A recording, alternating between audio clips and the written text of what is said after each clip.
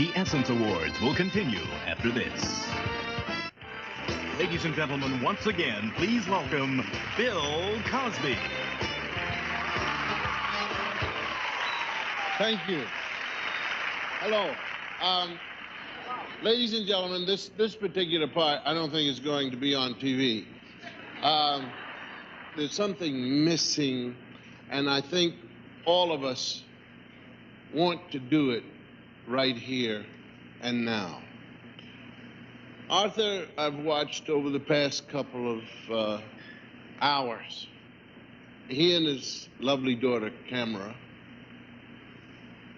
He's a little bit concerned, not about whether or not we love him, but he's a little bit concerned about if he'll be able to just still be Arthur. There's 6,000 people here this evening, ladies and gentlemen. 6,000. And I think we all need to tell Arthur that we love him to death.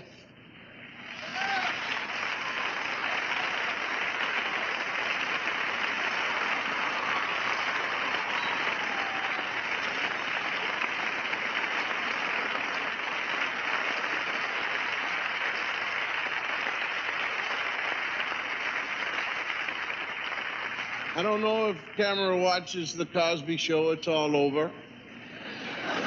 But if I mean anything to her at all, Camera, I want you to know that Bill Cosby, before you were born, played tennis with your father. And because of your father, we lost the match. When I was 6 years old, I said to my grandfather, I said, how do you handle women?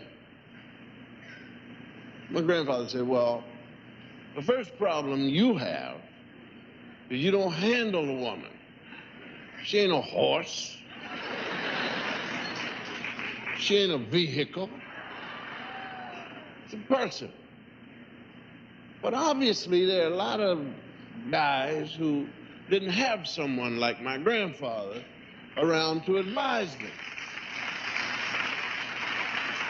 Now, what I mean is, just lately, I was watching the Oprah Winfrey Show. It had a man on who said that he had about 27 girlfriends. And somebody has to tell me why in the world men come on the Oprah Winfrey Show. See, because Oprah set the trap for these. I mean, it's a fool stand up and yes, I have 20. And you know that Oprah got the names of all 27 women and put all of them in the audience. And this man is bragging. And the 27 girlfriends are in the audience looking at this man like this. And they're going, no, no, no, no, no. And then Oprah asked the woman in the audience if she believes that this guy can treat everybody equally. And she said, no, no, no, no, no. Well, that wasn't bad enough. Then another fool, male, stands up and tries to defend this other fool. And he's got his girlfriend sitting next to him who left him while he was trying to defend another man whose 27 girlfriends walked out on him anyway. And they ought to have sense enough to know, first of all, if you're going to brag, you do it in a bar with other fools who will agree with you. Secondly, don't go on the Oprah Winfrey Show. The woman is not right. She's setting you up for everything.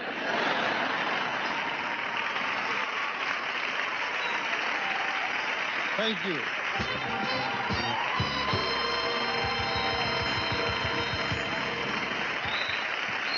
If you ask our next honoree what we as a nation need to do most, she will tell you Save Our Children. Marian Wright Edelman has been campaigning on behalf of children for more than 20 years. She is a founder and president of the Children's Defense Fund. She's been known to pester congressmen and women relentlessly, even twist a few senators' arms. But she does get their attention. That's because Mrs. Edelman is more than a children's advocate. She's a passionate crusader, always eloquent, sometimes angry. Saving our babies' lives is not a budget issue. Saving our babies' lives is not a deficit issue. It's not a political issue. It's a moral issue. I have no objection to twisting arms for kids. I have no objection to doing anything that the law permits me to do for kids. I think that nothing is more important to have senators vote on and do the right thing about. Now, I don't think that I have sensed the kind of despair that one feels in some inner cities and rural areas today ever. Because even when it was bad in the old segregated days, we always had a sense that we could struggle and make things better. Now, one of the messages we've got to get across to people in South Carolina and to the nation as a whole is you don't have to like these black and brown children, but we're going to need them economically. When I was growing up, I didn't think I could change the world. I don't think young people today, enough of them, feel they can change the world.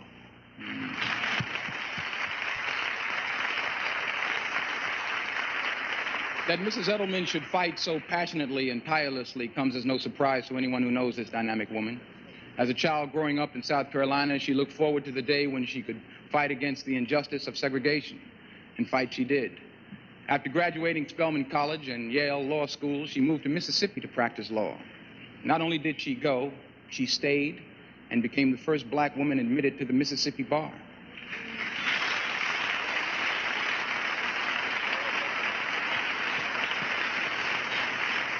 It was during this period that, in addition to campaigning for civil rights, she began speaking out on behalf of children and the poor.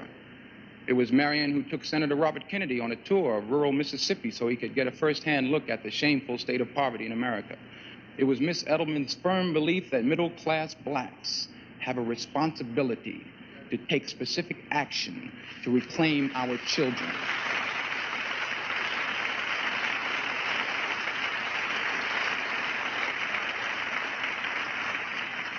She says, and I quote, "If every black church placed one black foster child in one black family, we would have no more children in foster care."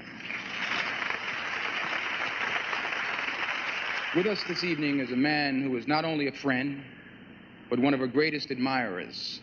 Please welcome from CBS's 60 Minutes, Mr. Ed Bradley.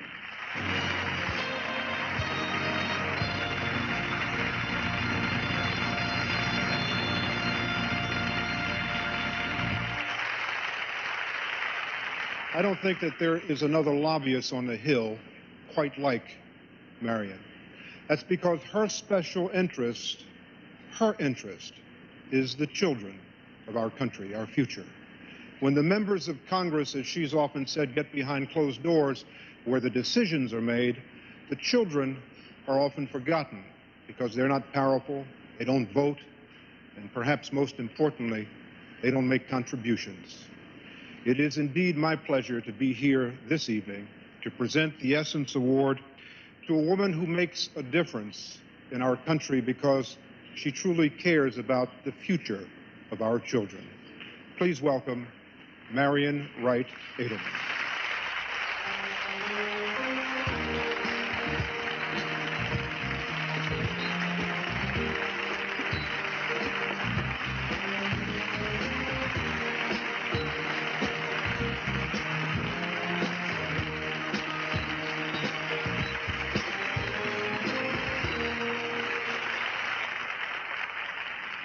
Thank you so much, Susan and Essence, for the privilege of being here with all of you tonight and with these extraordinary co-honorees, and for reminding us all that black women can do anything we put our minds to doing.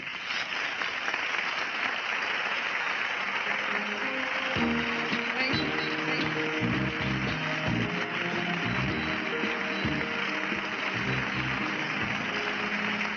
Our next guest is a teenager who is also concerned about the future of young people in America. She's trying to make a difference by sending a message of hope through her music. Ladies and gentlemen, welcome Miss Tracy Spencer.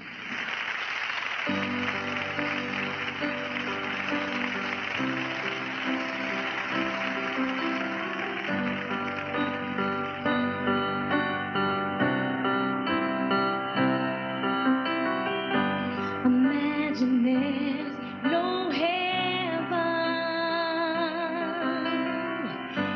It's easy if you try.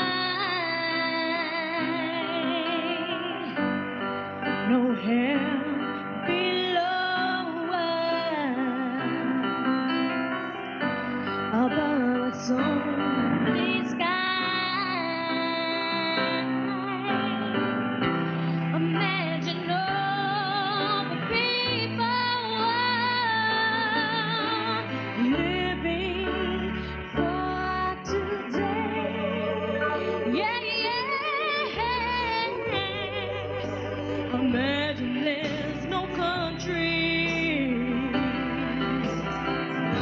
It isn't hard to do. Nothing to kill or to die for, and no religion too. I want you to listen all the people, sharing all the world, sharing it all. You may say that I am a dreamer, but you know I'm not the only one. Hope someday that you could join us, and the world is gonna live and run. The world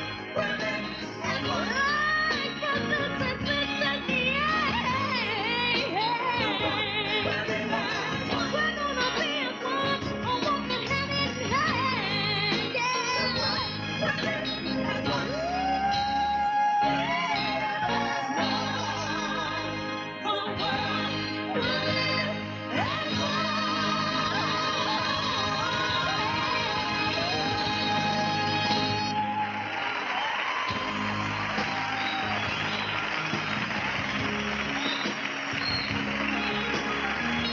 In Vogue, Whitney Houston, Kid and Play, still to come on the Essence Awards, sponsored by Johnson & Johnson, where quality products have been a tradition for generations. And Reebok, who reminds you that life is too short. Play hard.